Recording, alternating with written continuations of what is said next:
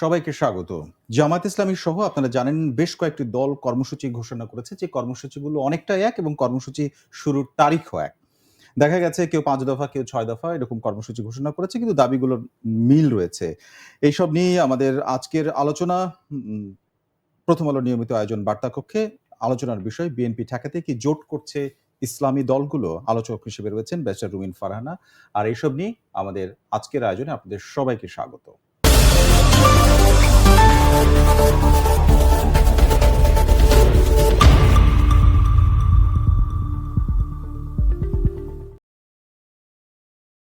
দর্শক, চলে যাচ্ছি বার্তাকক্ষের আজকের আলোচকের কাছে। আমাদের সঙ্গে যোগ দিয়েছেন বিএনপির সাবেক সংসদ সদস্য ব্যারিস্টার রুমিন ফারহানা। আপনাকে স্বাগত। ধন্যবাদ। প্রথমে যেটি বলছিলাম যে বেশ কয়েকটি দল এবং তারা জামায়াত ইসলাম সহ কয়েকটি ইসলামী দলই এবং তারা একটা কর্মসূচি ঘোষণার দিকে যাচ্ছে এবং তারা এটিকে বলছে যুগপৎ আন্দোলন। অবশ্য কেউ কেউ এটির সাথে নেই, আবারও নতুন করে যোগ হচ্ছে। আন্দোলনের যে বিষয়টি চলছে, যে আলোচনার বিষয়, সেটা আমরা দেখছি বেশ কিছুদিন ধরে ঐক্যমত্য কমিশনের যে বৈঠক, সেখানে এই বিষয়গুলো আলোচনা হয়েছে। আলোচনার টেবিলে থাকা অবস্থায় আন্দোলনে আসছে। এখন সরকারের কাছে চাওয়া হলেও এটা আপনার কি মনে হয় কিনা এটা বিএনপি প্রতিপক্ষ এই আন্দোলনে? আপনাকে অসংখ্য ধন্যবাদ। আমি এই কয়েকদিন ধরেই ফলো করছিলাম এবং জাতীয় ঐক্যমত কমিশনে যখন ধারাবাহিকভাবে সভা চলছে, ধারাবাহিকভাবে সকল রাজনৈতিক দল সেখানে অংশ নিচ্ছে এবং প্রত্যেকে যার, যার মতামত দিচ্ছে। ঠিক সেই সময়ে রাজপথে আবার রাজনীতিকে নিয়ে যাওয়াটা কেন এবং এটার পেছনে আসলে লক্ষ্যটা কি? এই প্রশ্ন উঠতেই পারে। আপনি দেখুন তাদের যে দাবিগুলো তার একটা হচ্ছে উচ্চকক্ষ এবং নিম্নকক্ষে পিআর পদ্ধতির নির্বাচন।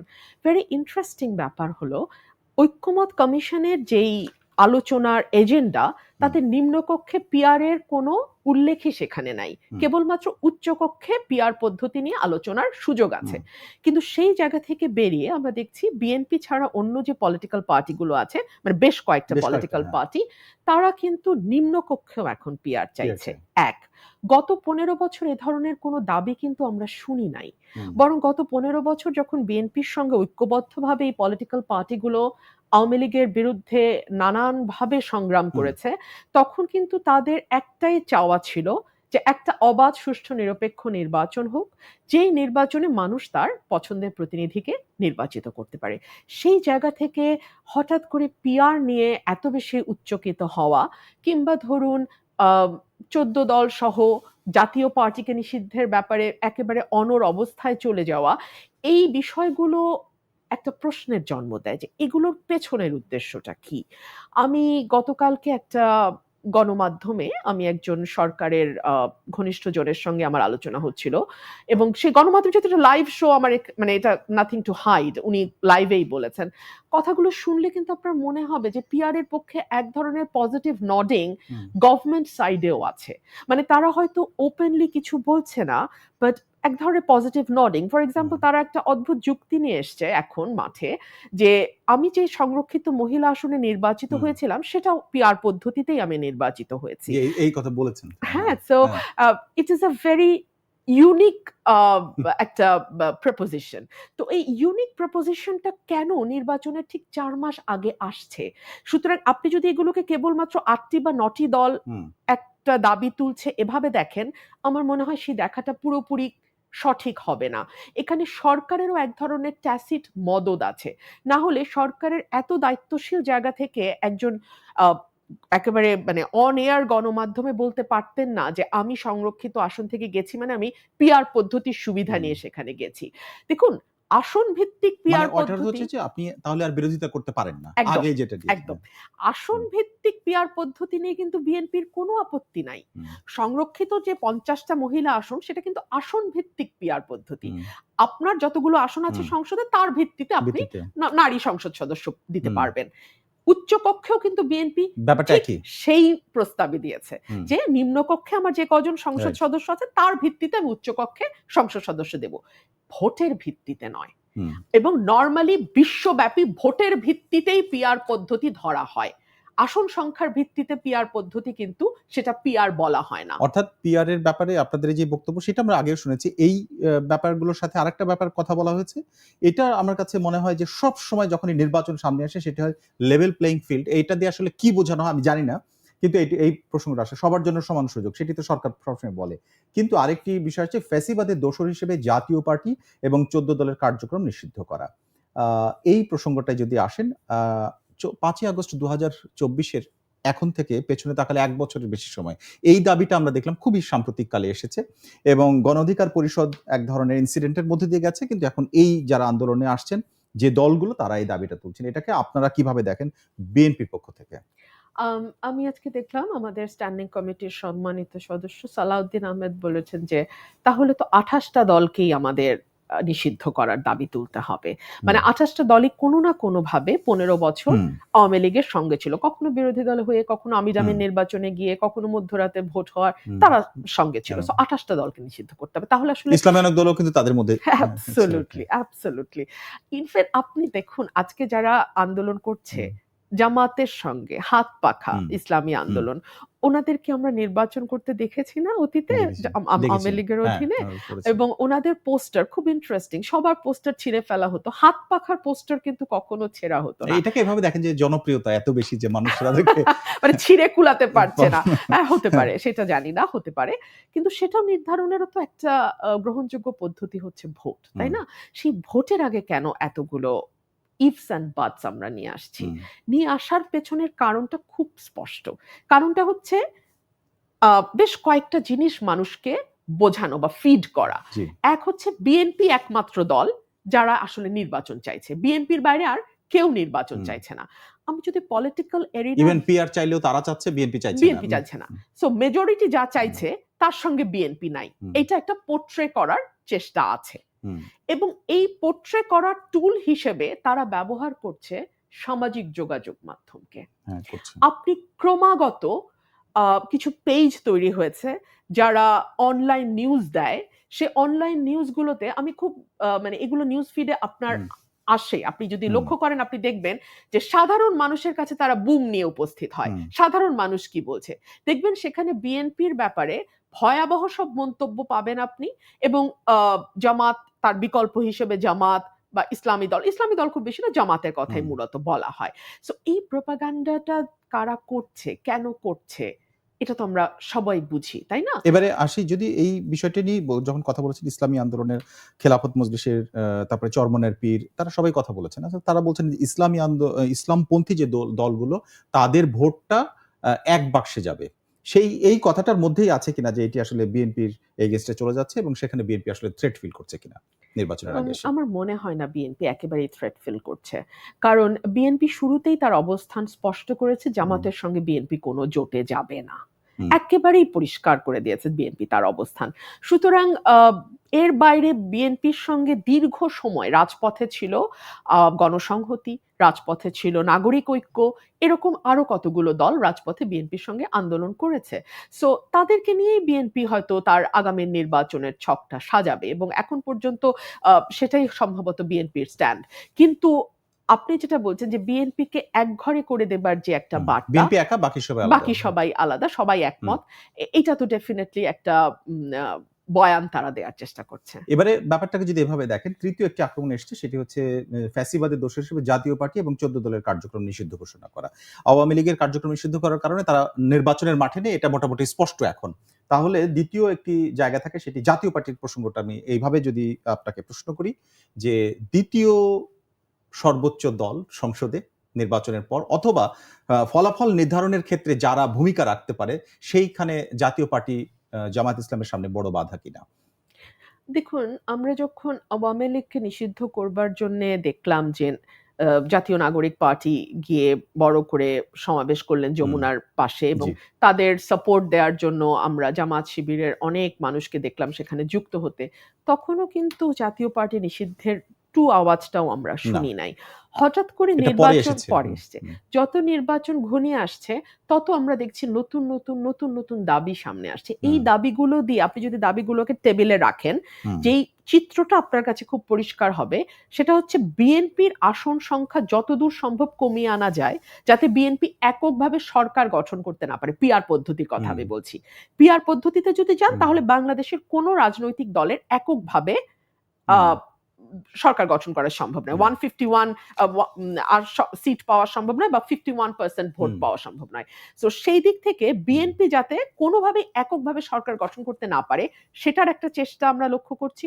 2 হচ্ছে, যদি সেভাবে বিএনপি গঠন করেও ফেলে, পিআর যদি কাজ নাও করে, তাহলে যাতে সেকেন্ড লার্জেস্ট পার্টি বা প্রধান বিরোধী দল হিসেবে ইসলামিক দলগুলোর বাইরে, বা আরো প্রিসাইসলি বললে জামাতের বাইরে, যাতে আর কেউ যেতে না পারে, সেটার একটা নিশ্চয়তা আমরা এখন ভোটের ইকুয়েশনের জন্য একটা দল চাইতেই পারে যে অমুক দলের পরে যেন আমরা অন্তত সেকেন্ড লার্জেস্ট পার্টি থেকে, এটা সব পার্টিরই হতে পারে। কিন্তু আমি এই যে ফ্যাসিবাদের দোষর হিসেবে জাতীয় পার্টির কার্যক্রম নিষিদ্ধের যে দাবি, এটার সঙ্গে আপনাদের বক্তব্য কি? দেখুন, আমরা মনে করি যে কোনো রাজনৈতিক দলকে আপনি কাগজ কলম দিয়ে নিষিদ্ধ করলে সেটা নিষিদ্ধ হয় না। এটার প্রাইম এক্সাম্পল হচ্ছে জামাত ইটসেলফ। 1 আগস্ট জামাতকে নিষিদ্ধ করা হয়েছিল। এখন বাংলাদেশের রাজনীতির মাঠে দাপিয়ে বেড়াচ্ছে জামাতে ইসলামী, গুরুত্বের সাথে। আবার আপনি চিন্তা করুন, আমরা যদি দেখি, মানে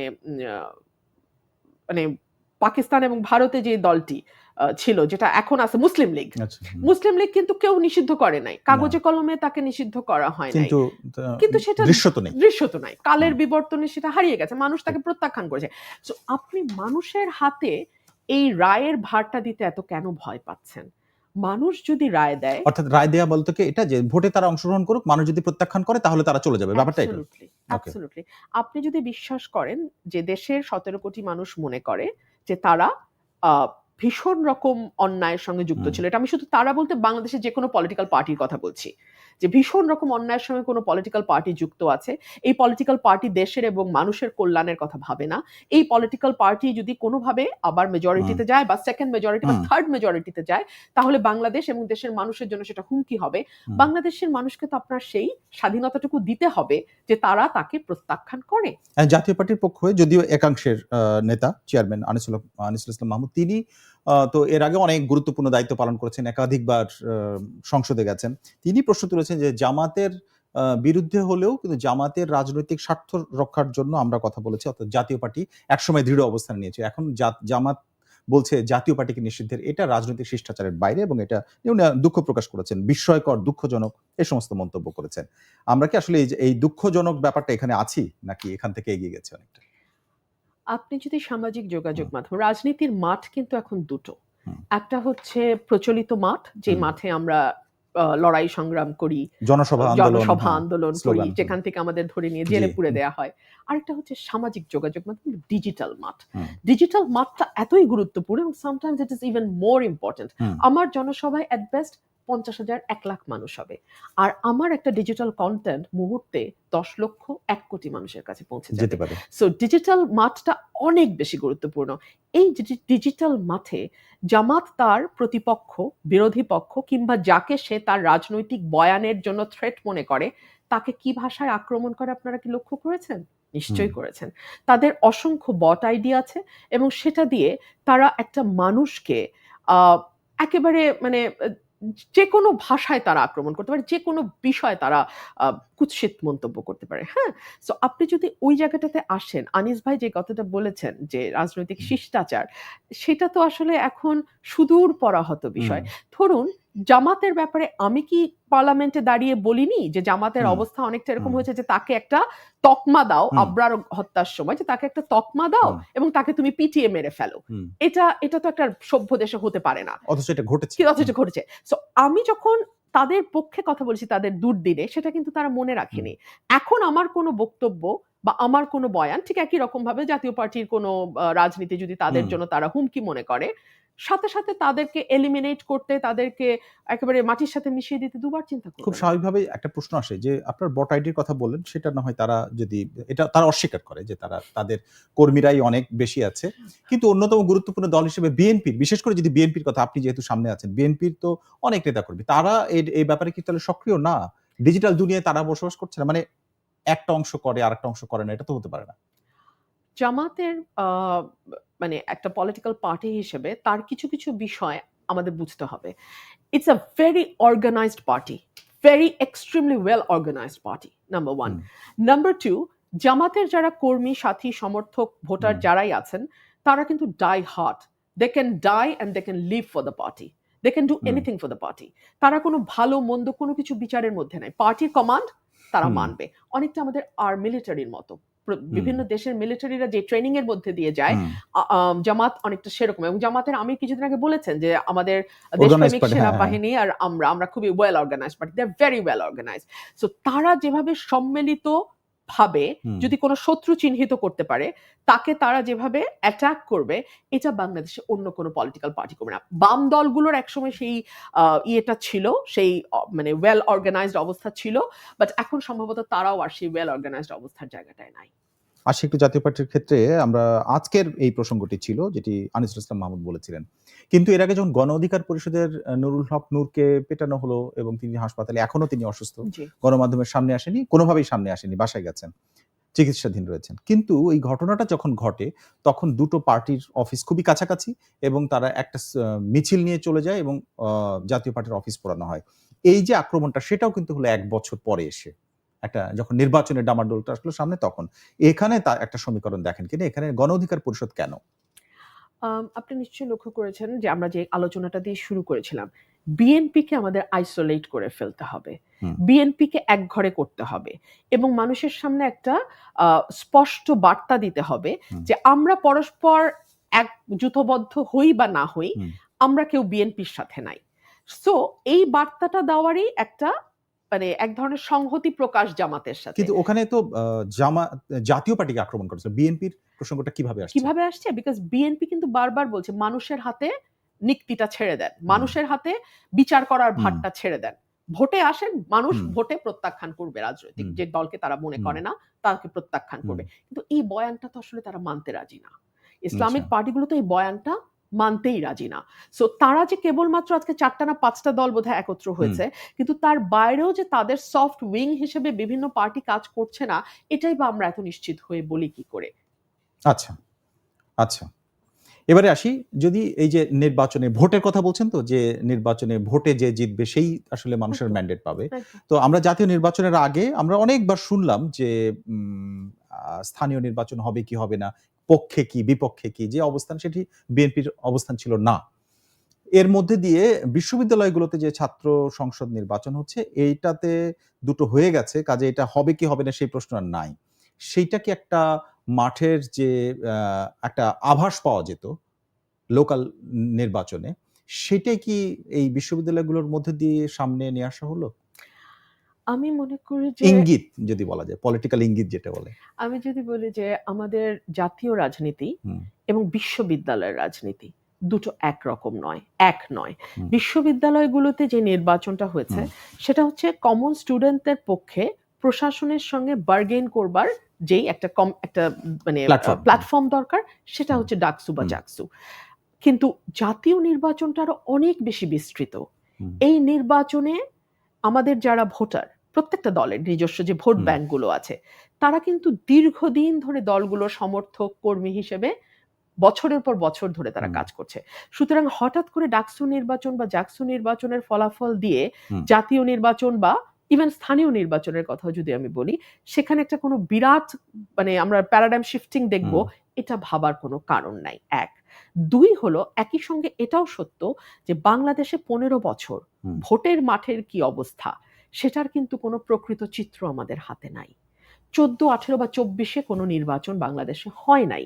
সো আসলে কোন দলের ভোট কতটুকু সেটা নিয়েও আমাদের একটা প্রশ্ন থাকতে পারে। আমরা আসলে খুব ভালো জানি না কোন দলের ভোট কতটুকু। সেটা হচ্ছে মাঠের কথা বলছেন আপনি, জাতীয় নির্বাচনের মাঠের কথা বলছেন। কিন্তু এখানে একটা প্রশ্ন এসেছে অলরেডি, সেটা হচ্ছে যে ক্যাম্পাসগুলোতে, বিশেষ করে ঢাকা বিশ্ববিদ্যালয়ের যে পুরো ইতিহাস বাংলাদেশ হওয়ার পরে যে গত 54 বছরে কখনো জামায়াত ইসলামী বিভিন্ন সময় তারা মানে নির্বাচনে অংশগ্রহণ করেছে 5 বার, কিন্তু এরকম পুরো প্যানেল তো দূরের কথা, এরকম মানে জেতার পথে যেতে পারেনি। এবারের জেতাটাকে একটা ধাক্কা হিসেবে মনে করেন কিনা, যেটি অনেকে বলেছেন আমাদের এখানে, সে রাজনীতিবিদদের মধ্যে অনেকে বলেছেন যে ঢাকা বিশ্ববিদ্যালয়ে যদি ছাত্র শিবির এগিয়ে যায়, নির্বাচনের আগে বলেছিলেন এটা একটা ধাক্কা হিসেবে, আপনারা কি সেটা ফিল করেন? মানে বিপরীতে এটা মনে করাই যে ছাত্র দলের একেবারেই পুরো প্যানেলে কারো কোনো অবস্থান নাই, এটা আসলে একটা খুবই মানে অনুমান করতে পারেন এরকম কোনো ব্যাপার ছিল কিনা? এটা আসলে সাধারণ মানুষ ডেফিনেটলি একটা বিস্মিত হয়েছে, একটা বিস্ময় ছিল এই রেজাল্টটা। বাট এর অনেকগুলো কারণ কিন্তু ইতিমধ্যেই উঠে এসছে এবং আমরা বিস্তৃতভাবে আলোচনা করেছি। প্রথম আলোতেই আমি দেখেছি মানে বিভিন্ন মানুষের মন্তব্য নিয়ে দীর্ঘ কলাম ছাপা হয়েছে যে কেন এটা হলো। কেউ বলছেন 17 বছর জামাত আওয়ামী লীগের ভেতর ঢুকেছিল, স্টুডেন্টদের সাথে তারা মানে ওয়ান টু ওয়ান একটা কানেকশন তৈরি করতে পেরেছে, জামাতের ব্যাপারে এক ধরনের শৃঙ্খলা কাজ করেছে যেগুলো বিএনপির হয়তো অ্যাবসেন্ট ছিল। আবার জাহাঙ্গীরনগর বিশ্ববিদ্যালয়ে তো আমরা বিভিন্ন রকম কারচুপির অভিযোগ এসছে, শিক্ষকরাও সরে গেছেন নির্বাচন থেকে, 4 জন শিক্ষক সরে গেছেন, একজনকে জীবন দিতে হয়েছে নির্বাচনটা ঘিরে। এটা কিন্তু লেখা থাকবে মানে নির্বাচনের ইতিহাসে।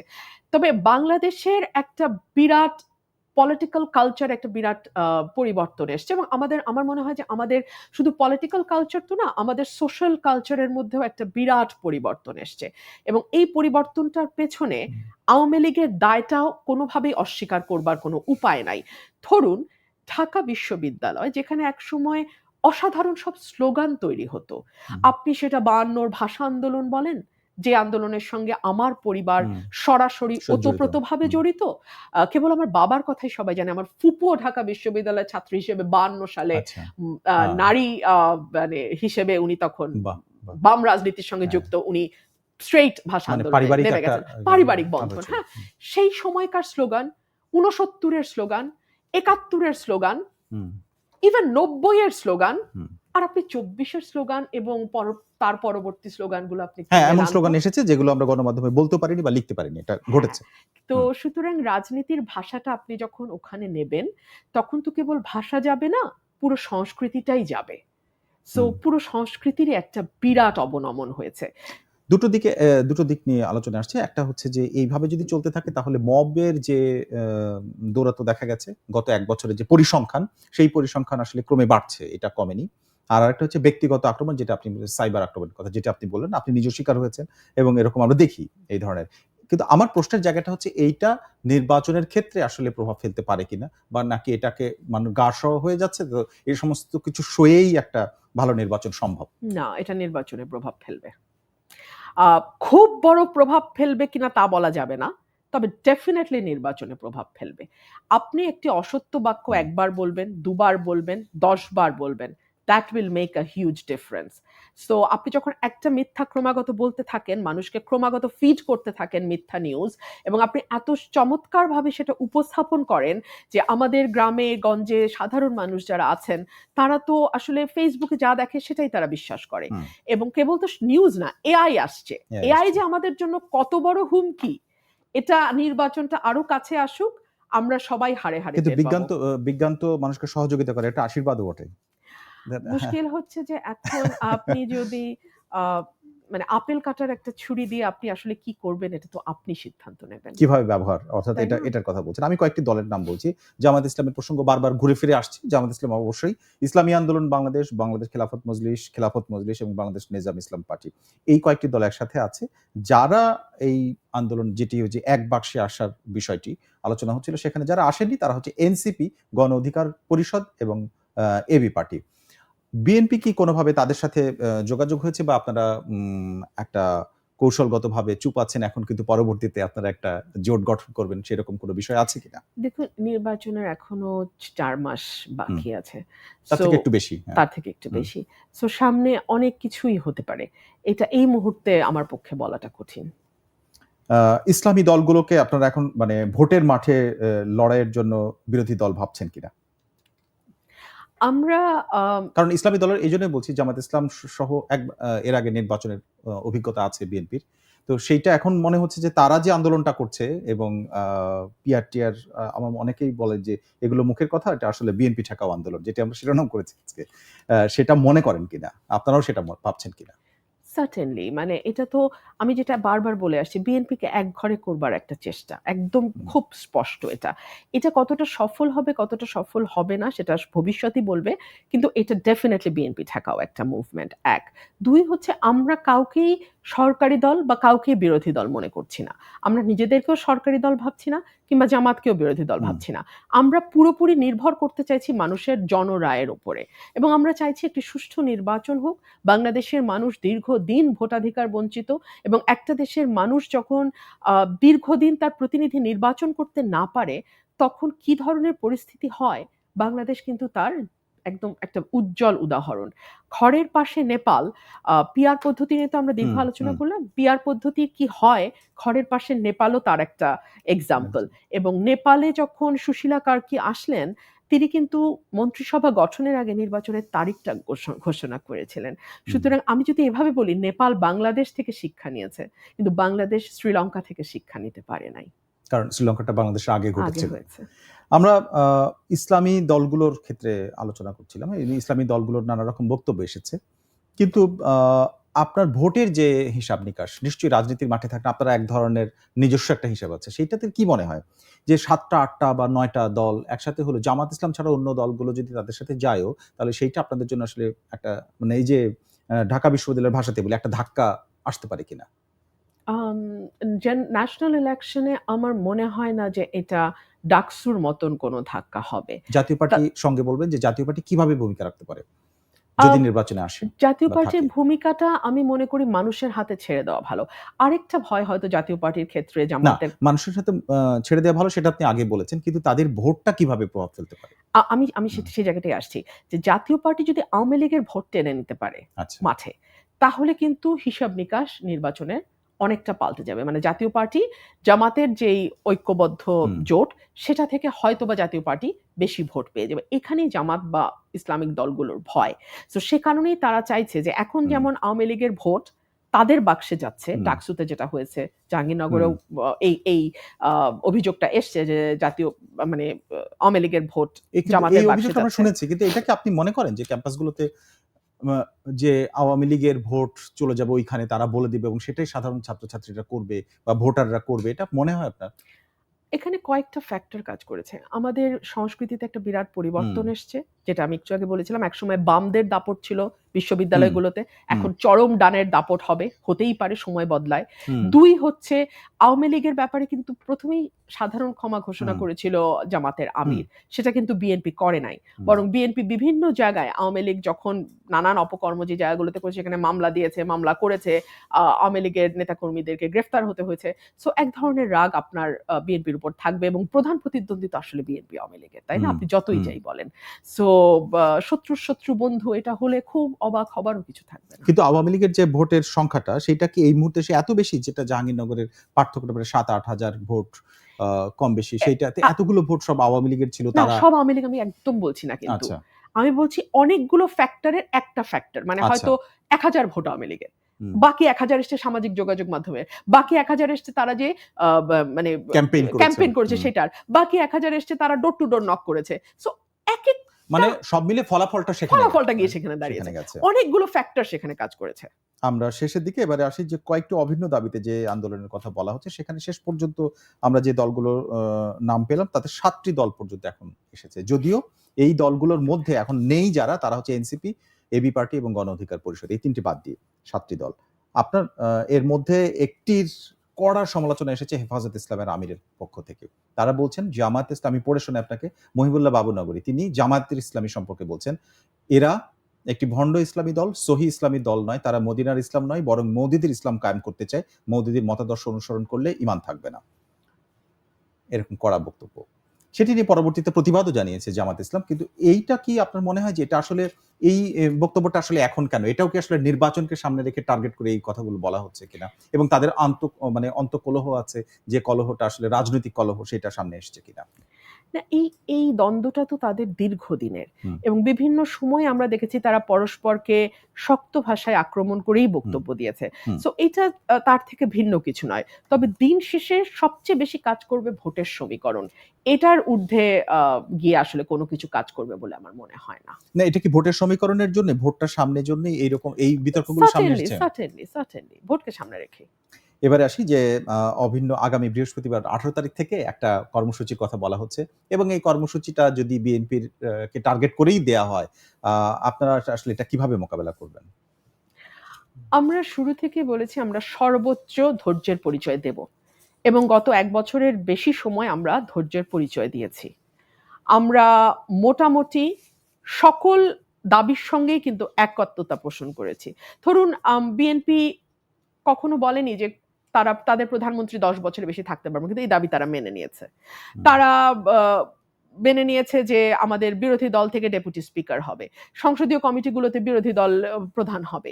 তারা মেনে নিয়েছে যে আমাদের ৭০ ধারায় কি পরিবর্তন মানে কি হলে মানে কোন জায়গা হুম, বাদ দিয়ে আমরা ৭০ ধারা উঠিয়ে দেব। তারা মন্ত্রী পরিষদ এবং প্রধানমন্ত্রীর ক্ষমতার ভারসাম্য সেখানেও তারা একমত হয়েছে। বিচার বিভাগ মানে আমাদের মিলের জায়গাগুলো অনেক হুম, বেশি দেন অমিল। কিন্তু আপনি যদি খুঁটিয়ে অমিলগুলোকে ফোকাস করতে চান উইথ হুম, অ্যান আল্টেরিয়ার মোটিভ জি। আপনি সেটা করতেই পারেন। আচ্ছা। অর্থাৎ তাহলে আপনাদের এই মুহূর্তের কোনো কর্মসূচি আসছে কিনা? যেমন ওদিক থেকে কর্মসূচি আসছে এরকম নির্বাচনের আগে। অর্থাৎ আমি বলছি যে আগামী ডিসেম্বরের ১ম সপ্তাহের দিকেই বোধহয় আ একটা শিডিউল ঘোষণা করা হবে নির্বাচনের জন্য তার আগে। এই যে খুব স্বল্প সময়টা, এই সময়টাতে। আমার মনে হয় যে বিএনপি অত্যন্ত প্রজ্ঞা এবং ধৈর্যের সঙ্গে গত ১ বছর সকল কিছু হুম। মোকাবেলা করেছে। সামনেও বিএনপি প্রজ্ঞার সঙ্গেই তার সিদ্ধান্ত নেবে। অনেক ধন্যবাদ আজকে আমাদের সাথে যোগ দেওয়ার জন্য ব্যারিস্টার রুমিন ফারহানা। আপনাকেও ধন্যবাদ। দর্শক আমাদের সঙ্গে ছিলেন বিএনপির সাবেক সংসদ সদস্য ব্যারিস্টার রুমিন ফারহানা। আমরা সদ্য ঘোষিত যে কর্মসূচি জামাত সহ বেশ কয়েকটি দলের প্রায় ৭ টি দলের বলা হচ্ছে সেই ইসলামী দলগুলো আসলে বিএনপি ঠেকাতেই আন্দোলন করছে কিনা এই বিষয়টিকে সামনে রেখে আজকের আলোচনা করেছি। এরকম রাজনৈতিক আরো সব বিষয়গুলো নিয়ে আলোচনা এবং খবরের ভেতরের খবরগুলো জানতে আমাদের সঙ্গে এই শো বার্তা কক্ষ দেখুন প্রতি রবি থেকে বৃহস্পতিবার পর্যন্ত প্রথমআলো.কম এবং প্রথম আলোর সোশ্যাল মিডিয়ার সবগুলো প্ল্যাটফর্মে। যারা আজ আমাদের সঙ্গে ছিলেন সবাইকে ধন্যবাদ।